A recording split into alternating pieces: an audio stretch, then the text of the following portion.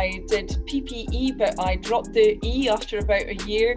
I did quite an eclectic, shall we say, mixture of subjects in the end, everything from Latin American politics to post-Kantian continental philosophy.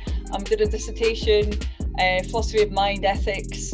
Actually, ethics is my best paper. Anyway, there you go. And British politics and government. Goodness, I can't remember all the other ones that I did. But anyway, I mean, there were some brilliant people who taught me, I must say.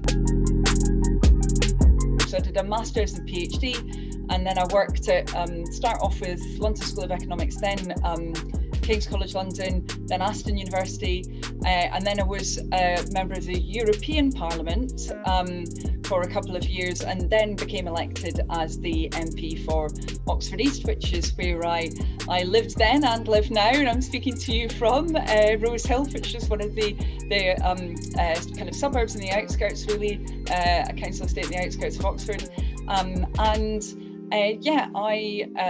currently I'm the chair of the Labour Party. I'm also leading a policy review for the Labour Party as well. There wasn't a plan. I would always say, just do what you love, do what you're interested in. Don't think that you'll be, I don't know, somehow signalling to potential employers or something like that through your choice of subjects. Just go with what you find really, really interesting and what challenges you. What you enjoy. I think that's most important, because obviously you've got to work hard. If your heart isn't in it, then you're going to find that quite difficult. I would actually say, first of all, I think it's best not to aim at certainly elected office as a career, because I think it's often, much better to have done something outside politics, before you become a full-time elected politician. And certainly that's what I did. And I think it is good when you can have some outside experience. Interesting, busy, and well, varied, because no one day is the same, although I tried to use those three words, but they always apply, but it's always varied, yeah. Quite a lot of the time, they're pushing in the same direction. So, for example, yesterday, I was doing some work around the campaigning that my party's been doing around planting more trees, where, we think that, the government's really far behind on this. We should be doing much, much more. It'd be really good for local areas and good for carbon reduction. And actually here in Oxford, we've had some really good schemes, like, one just down the road from where I'm speaking to you from now, where loads and loads of trees have been planted by local people. So, it's kind of doing a little photo call there to highlight the bigger problem, as well as the great local action as well.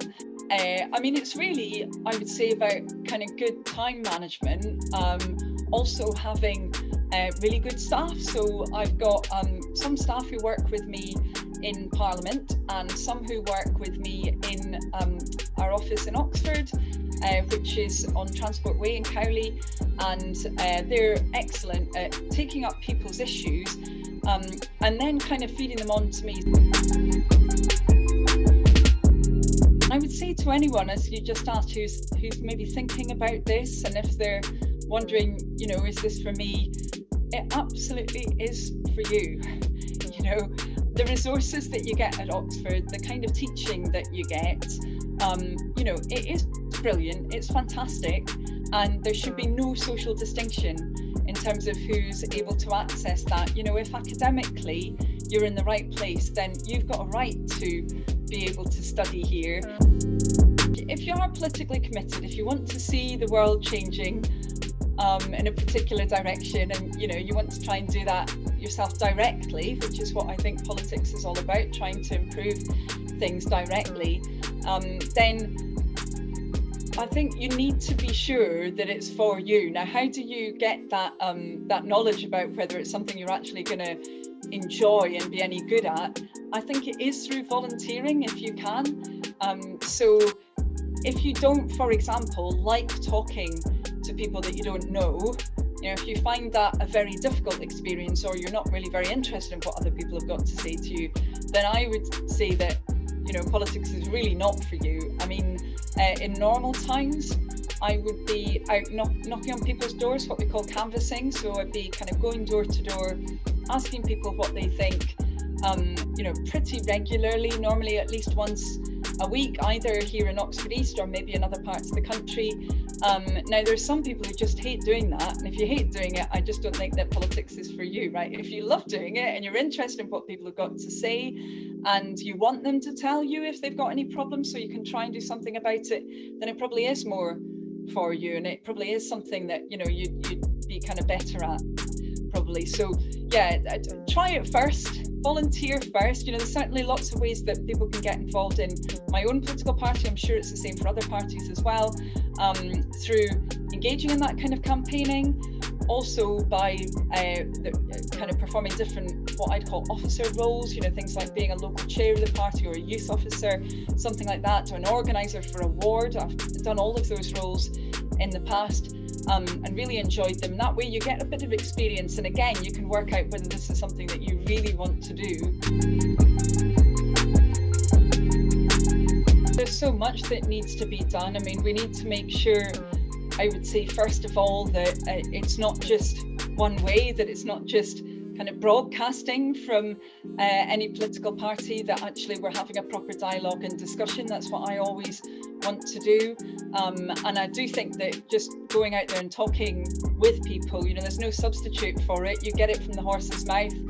It's really, really important to do that. So as I said, I do that regularly, and I make sure that I talk to young people always as part of that. Quite often I'll knock on the door and someone will answer, and I'm quite a bad judge of age, so I won't know if they're someone who's able to vote or not, but I still want to hear what they think. I think it's really important, that we do get their views. So it's having that genuine dialogue and discussion, then also actually being where young people are. And I think that's the case when it comes to media, that obviously people listen to different forms of media, different channels, if they still do that, as opposed to using different platforms to access media.